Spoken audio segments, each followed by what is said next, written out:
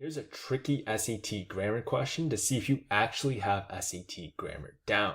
Okay, so it says in paleontology, the term Elvis taxon gets applied to a newly identified living species that was once presumed to be extinct, like a Elvis impersonator who might bear a striking resemblance to the late musical icon Elvis Presley himself.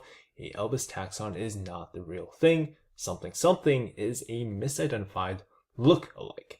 Which choice completes the text so that it conforms to the conventions of standard English? Pause the video and try to answer the question on your own. All right, so the answer is going to be D. Okay, so we need to look in the paragraph.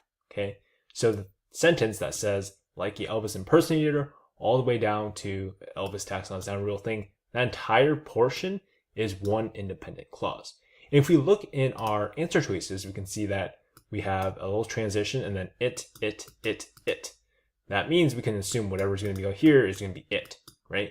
And we know that it is a misidentified lookalike.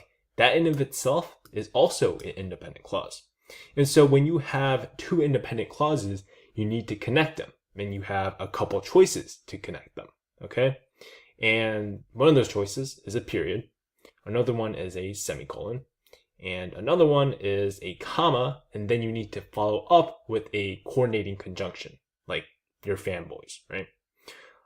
So if we look at our answer choices, we don't really have those, except in choice D, right? With just a simple period.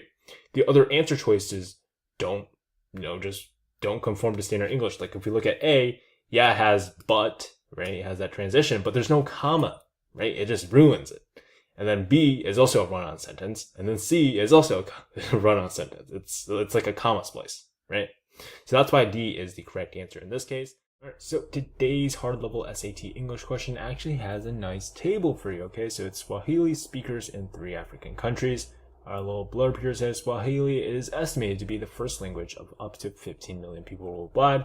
It's also an officially recognized language in Tanzania, Kenya, and the Democratic Republic of the Congo, which means these countries use Swahili in government documents and proceedings. But even in countries where almost everyone speaks Swahili, for many it isn't their first language, but is instead their second, third, or even fourth language, okay?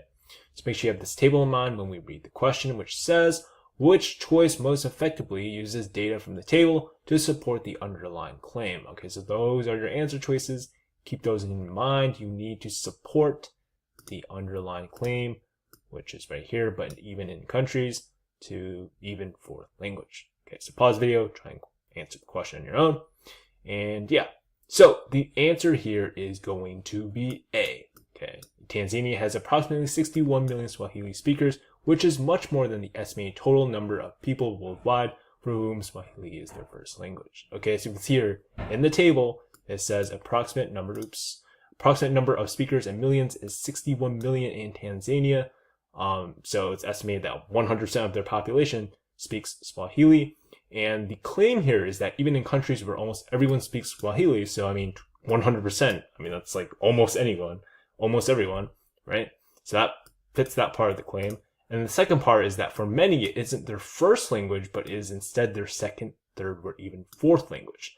Okay, it says Swahili is estimated to be the first language of up to 15 million people. So worldwide, there's about 15 million people where Swahili is their first language. But in Tanzania, where everybody speaks Swahili, you have 61 million people. That means you have millions of people who, sure, know Swahili, but it isn't their first language. It must be their second, third, or fourth language. And therefore, A here is our correct answer.